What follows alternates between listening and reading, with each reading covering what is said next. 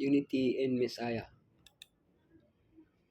I appeal to you, brothers, by the name of our Lord Yeshua Messiah, that all of you agree, and that there be no divisions among you, but that you be united in the same mind and the same judgment. After greeting the Corinthians and praising them for their spiritual growth, Paul goes on to address the first of the problems affecting the church, the lack of unity. Throughout the epistles to the Corinthians and others that Paul wrote, we see how he gives us guidelines to solve this problem, which can also affect churches today.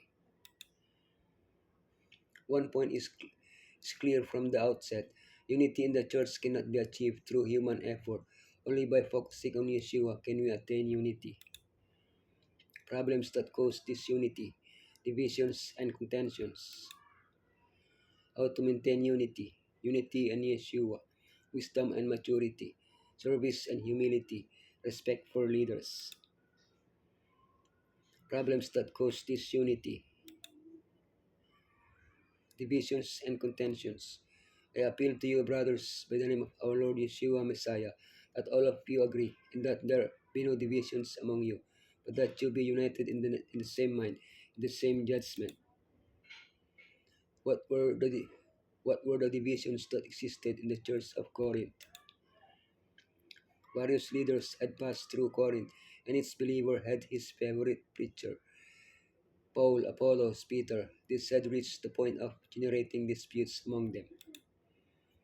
Without realizing that they were all preaching a common message, they focused on irrelevant aspects. Slowly, the life of the church was affected. The lack of unity distorted the celebration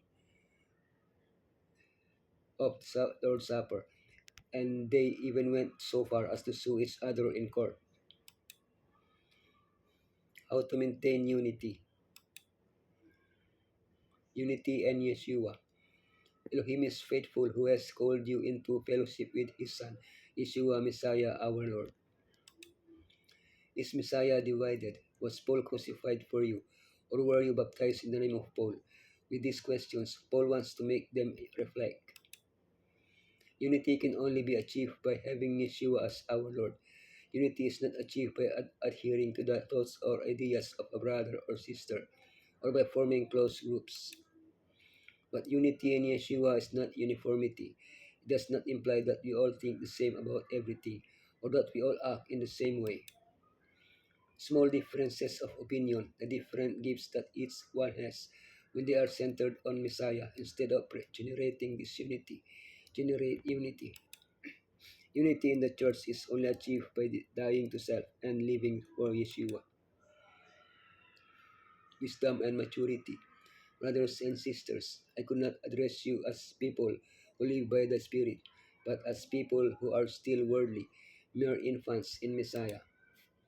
Paul calls immature Christians children in Messiah, carnal. These types of Christians focus more on people than on Yeshua. When undue importance is given to some leaders at the expense of others, groups form that divide the church. This is as a result of immaturity. Therefore, Paul invites us to reach maturity in Messiah. Immature, they are like children.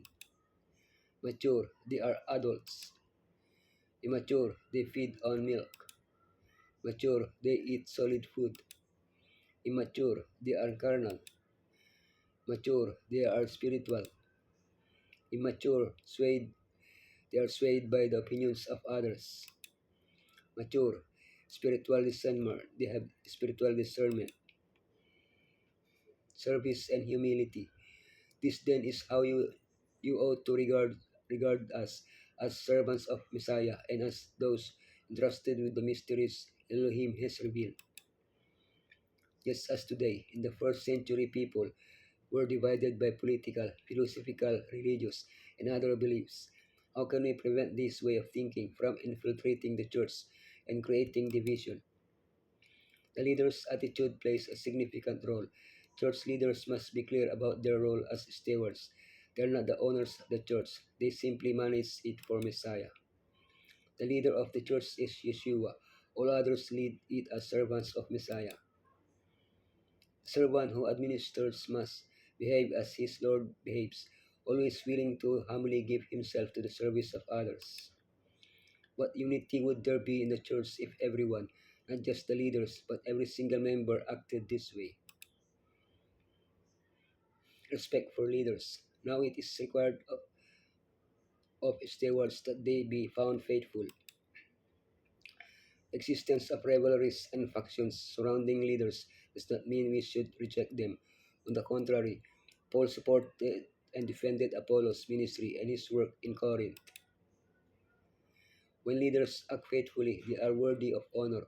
But even when they do not receive that honor, they remain faithful because they know that it is Elohim himself, not men, who should judge them. Christian leaders follow in the footsteps of Yeshua by being willing to suffer for their brothers and sisters, and even if necessary, to die for their ministry. Neither leaders nor members are called to fight or argue with each other, but to unite in praising Yeshua and preaching the message of the cross. Nothing can perfect a perfect unity in the church but the spirit of Messiah-like forbearance. Satan can sow discord. Messiah alone can harmonize the disagreeing elements. When you as individual workers of the church love Elohim supremely and your neighbor as yourself, then there will be no labored efforts to be in unity. There will be oneness in Messiah. The ears to report will be closed. No one will take up a reproach against his neighbor. The members of the church will cherish love and unity and be as one great family. Then we shall bear the credentials to the world that will testify that Elohim has sent its Son into the world.